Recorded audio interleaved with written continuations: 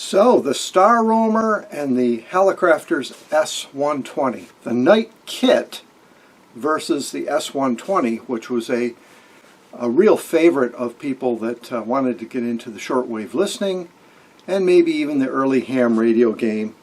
These were both low-end receivers in the 1960s, and there's a lot of them out there in the world. I think you guys know about both of these receivers. One thing that's interesting, though, is Night Kit takes a very interesting approach at kit building. They decided that they were always going to include a transformer in the Star Roamer, just for safety reasons. Let's get some isolation between the line and the actual chassis and the circuit. Whereas with the 120 factory-built receiver, they knew they could get away with disposing of the transformer and maybe having a little bit more performance. And maybe this receiver has a little bit over the Star Roamer. I think some of you have more experience with this than I do, but I think it's generally agreed that the S-120 is a better receiver than the Star Roamer, at least on the surface. We're not going to do a competition between these two receivers. Instead, we're going to talk about the compromise that occurred when they decided to do an AC-DC implementation with the 120. So an AC-DC implementation with a non-polarized plug on the 120. And what we might do to the 120 to make it safe. Okay, safe, what's that mean? Hey, when I turn the 120 around, I see a big fat Underwriter's Laboratory seal on this receiver. This receiver is certified. There's nothing wrong with this receiver. This is not a death trap. It's Underwriter Laboratory approved. So let's look at the power situation with the quote-unquote AC-DC Widowmaker receivers and see how we might treat this receiver and what is the present-day general standardized procedure to put a receiver like this back in good shape, and while you're at it, to make sure that it's completely safe.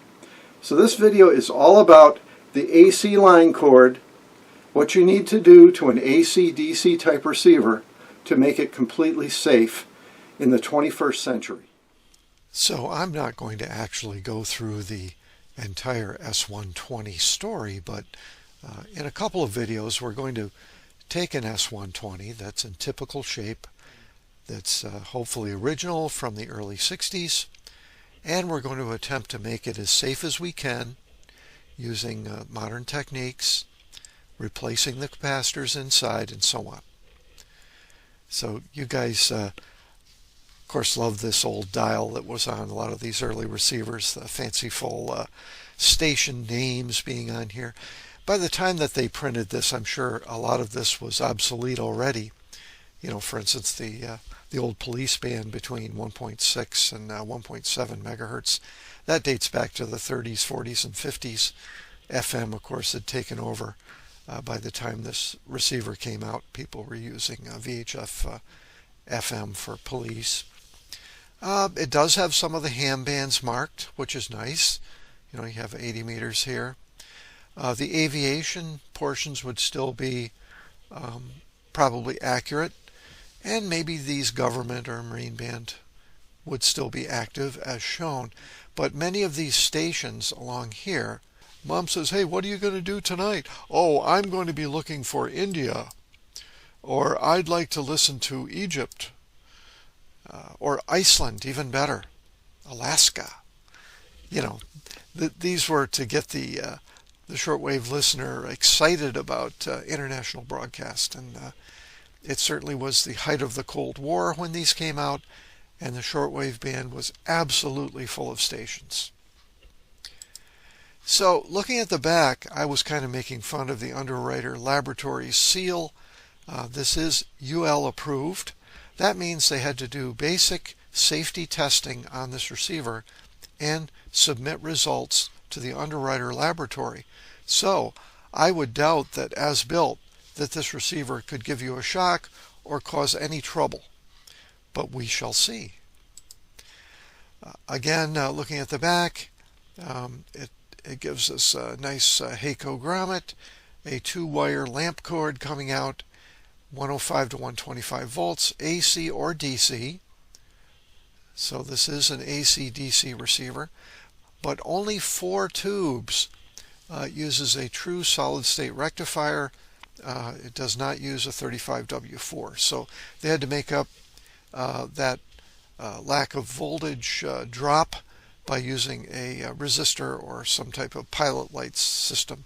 Somehow they had to drop enough voltage to be able to use the 4 tubes they used, which were nothing special. Here is the schematic, and again we've got the typical all-American 5 tubes, less 1. We don't have the 35W4. It has been replaced with CR1, which is a selenium rectifier.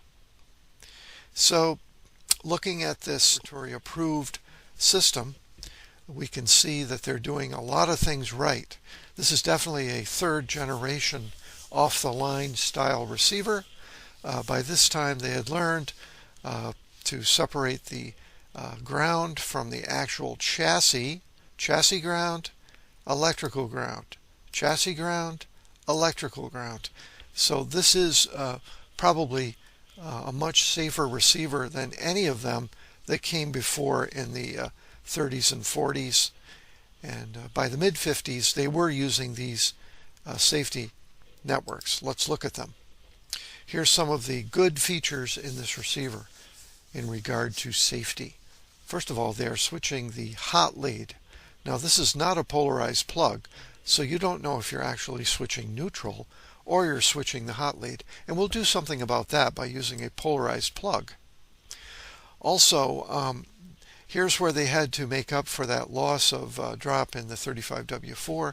They are indeed using a dropping resistor, and conveniently this is how they light the 2 panel lights. Again, this all has to add up to the 120 volts between these 2 points.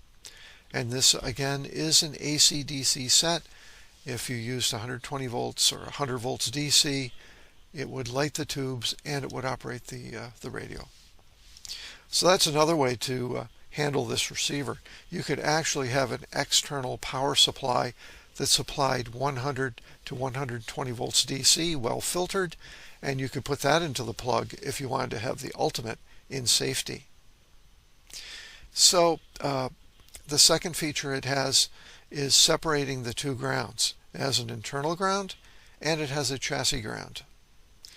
So if we look at the antenna and ground terminals over here, we can see that the antenna and the ground are both essentially connected to the chassis ground, not the electrical ground.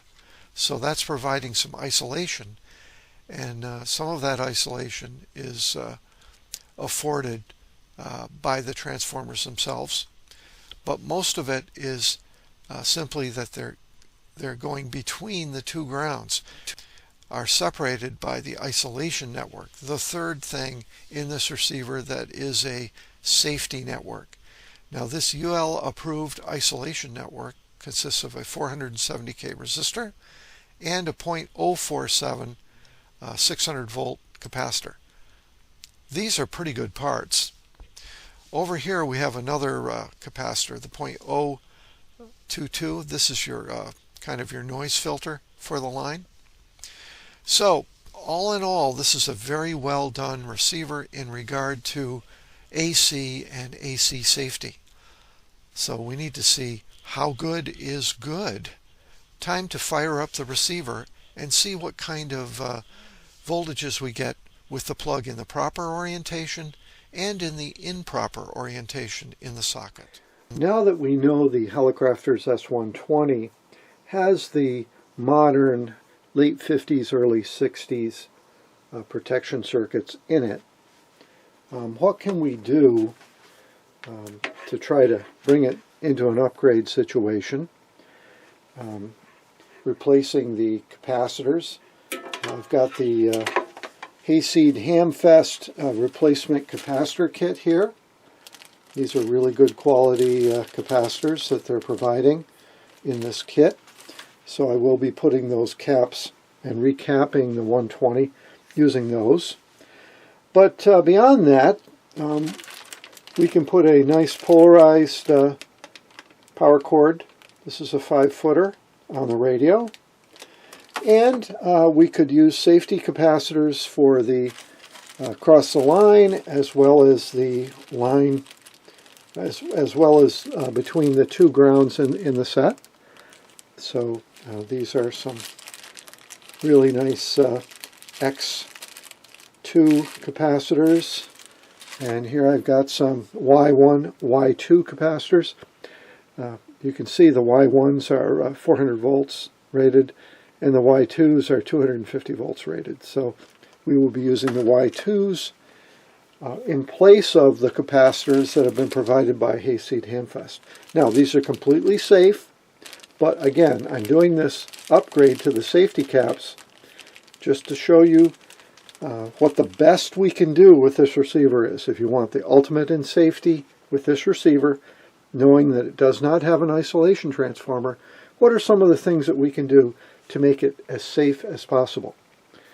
Before I do any modifications, so I'm going to break a rule, and I am going to bring the set up on a Variac because I do want to measure what it's like right now between chassis and ground to see just how much leakage is in here. Would we get a shock between chassis and ground just as the receiver is here, knowing that this receiver has not been touched, or hopefully has not been touched, since the early 60s? What's the condition of the receiver right now? So I am taking a chance with the receiver by powering it up without checking anything out, but I'm doing it for you guys just to see what we're going to find. Okay, the first measurement that I'm going to make is to the cord itself. With the radio turned off, I'm going to measure from each side of the plug to ground. It's open on that side. It's open on that side. Okay, not getting anything. Plug is totally open, both sides. Let's turn the radio around. Put it on the ground terminal. Okay, I've got 530K to the ground terminal on that plug, on that, and on the other side it's open. So this is the ground side right here. Next, we're going to turn the set on.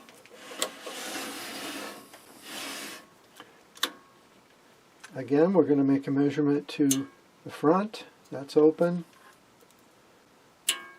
That's open. And now we're going to go to the ground lead. Again, the 538K. Remember, it's a 470K to ground, so that resistor's gone up in value. And now the other side, also 538K, 540K. Okay, so both sides are now showing the safety resistor to ground. I would not expect that there would be a problem with this radio. The capacitor is not shorted out completely. All we're reading is the resistance of the safety resistor. It's a 470K resistor. It's gone up to about 540, 550K. Okay, next I'm going to turn the radio on, make sure it's on. Put the volume on full. And we're going to slowly bring the Variac up. I am working through an isolation transformer. Bringing it up slow. This receiver has a selenium rectifier power supply. It does not need to have a tube warm up to begin to produce B+. Bringing it up about 40% of the voltage. I'm starting to see a dial light. Starting to hear some noise now. I'm about 80%. Continuing to bring it up. 90. Full line voltage.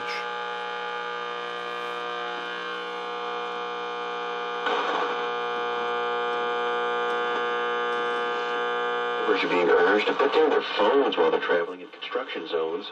Workers say that jobs are more dangerous these days because people are often distracted and don't pay. The first few months of this year, there are... Okay, I think it's working properly. It's tuning pretty hard here, but that's okay, we'll fix that.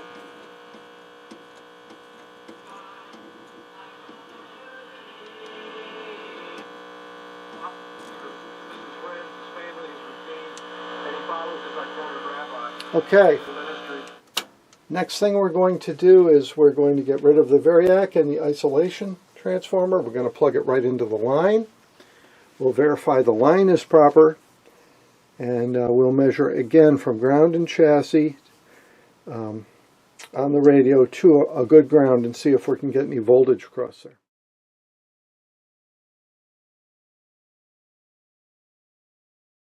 So I have a very fancy outlet strip from Staples.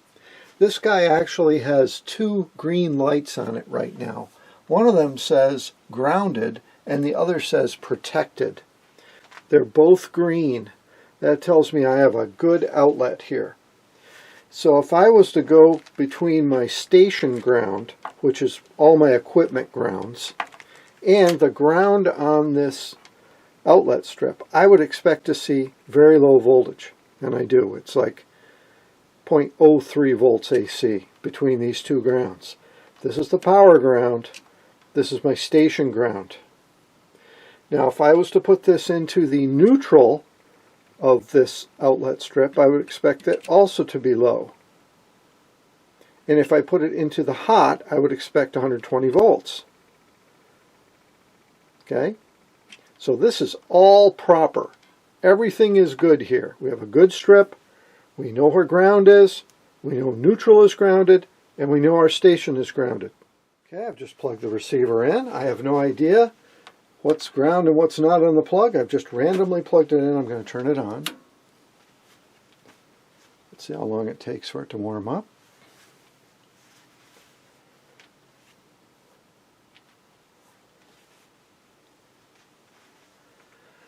Dial lights are on, the radio is warming up.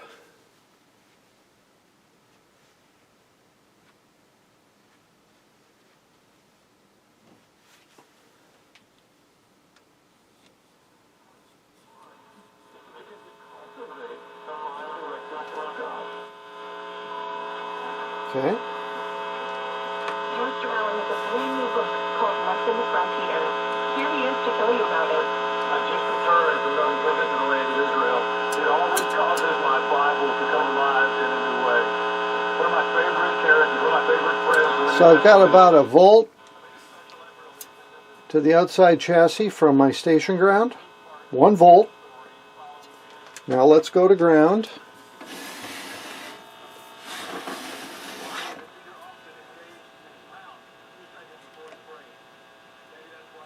I have 0.2 volts AC to the ground post and 0.2 to the antenna post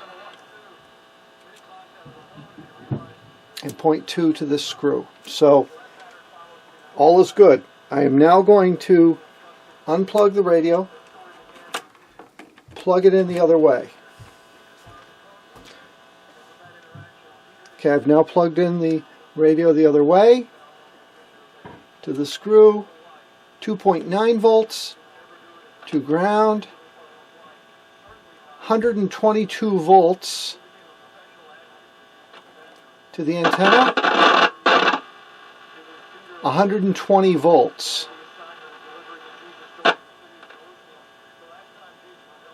Okay, 120 volts to the station ground to the ground post. Now, the question is, how much current? How much current between those 2 points? I now have the plug plugged in the wrong way, and we're showing voltage. We definitely would get a shock. Let's take a look at the chassis. 98 volts to the outer case. 122 volts, the full line, to ground. To my station ground. Are we going to get a tickle? Yeah, we're going to get a tickle.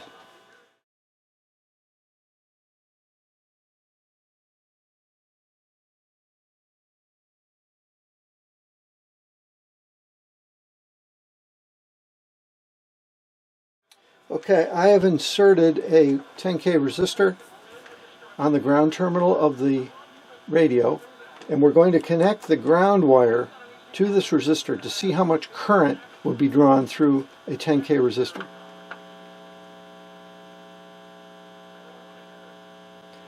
Looks like 3 milliamps. 3 milliamps through a 10K resistor. Now let's just prove we're okay by switching the plug back the other way. Measuring this again. Nothing. Okay? Nothing from ground to ground. So let's go back. Just verify this again. 3.1 milliamps. Now, how much voltage is across that resistor?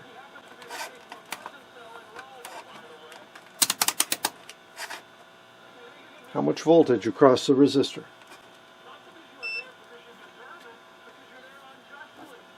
So we're going to connect directly to the resistor, and we should hear the hum come back.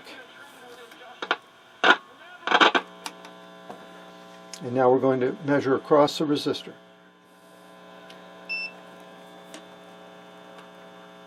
There we go. 30 volts AC.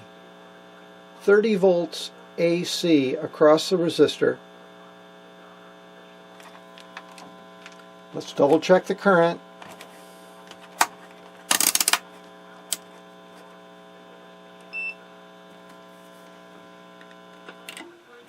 .30 volts AC across a 10K resistor at 3 milliamps AC. Would that be enough to give you a tickle, is the question.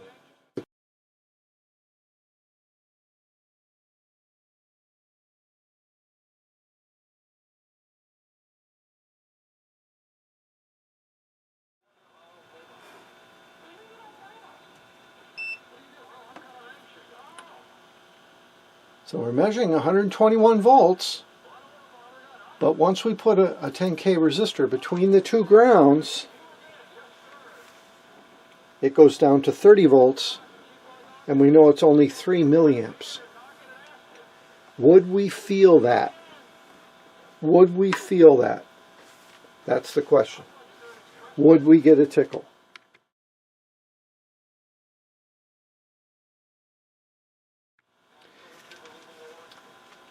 So Hallicrafters has some minor insulation between the actual outer case and the chassis. I wouldn't want to depend on it. I mean, when we put our meter on there, it's 96 volts AC, so it is less than going directly to ground. Okay, but you have to consider that the case is basically connected to the ground post on the radio. They did put a fiberboard protection on the back, trying to keep you away from the chassis even more. But the question is, am I going to feel a tickle between the chassis of the radio and my station ground? That's what we want to know.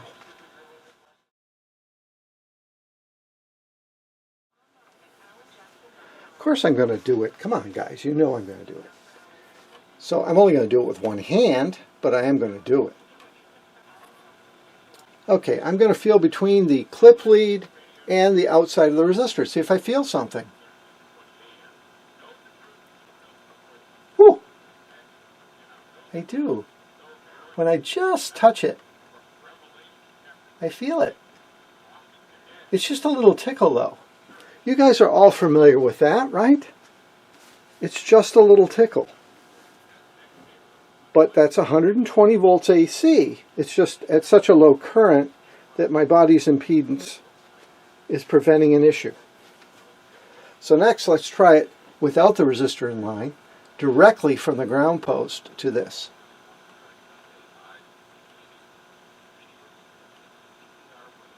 Again, just a tickle. And chassis to the alligator clip. Again, just a tickle. So, even though this thing is from the early 60s, and there's definitely voltage there I can measure, there's enough protection in that circuit that I'm just feeling a little tickle. Okay, so that's our starting point. That's where we're beginning with this receiver before we make it safe.